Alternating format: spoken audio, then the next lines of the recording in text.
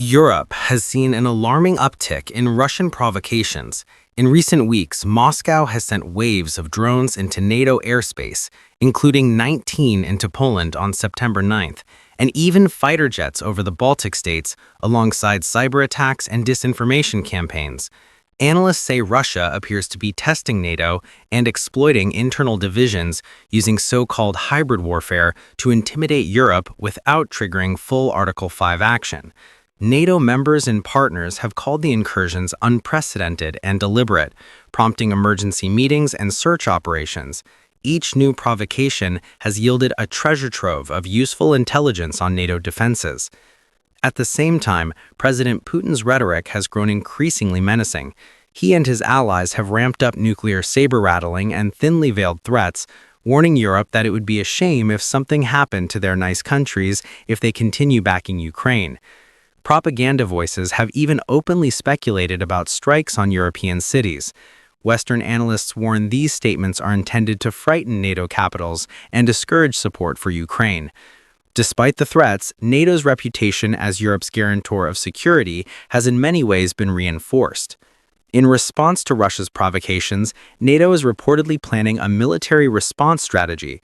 Alliance discussions include standardizing engagement rules. NATO's deliberations have exposed tensions within the alliance. Some key members urge caution to avoid accidental escalation. For example, Germany's defense minister warned that downing Russian planes could play into an escalation trap. Chancellor Olaf Scholz has echoed cautions about avoiding a direct clash. At the same time, several Eastern European leaders insist on a firm line. Polish leaders have declared that any airspace violation will be met with force, saying there is no room for discussion on defending Poland's skies. Baltic ministers have likewise called for visible shows of strength. The debate intensified when some high-profile figures publicly supported shoot-downs, while other NATO officials stressed that alliance policy traditionally favors interception over engagement, unless an aircraft poses a direct threat.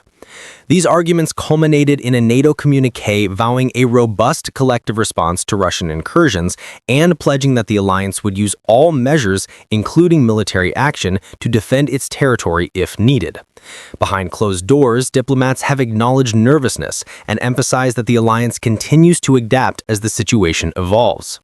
Beyond diplomatic debates, NATO has concretely strengthened its eastern defenses.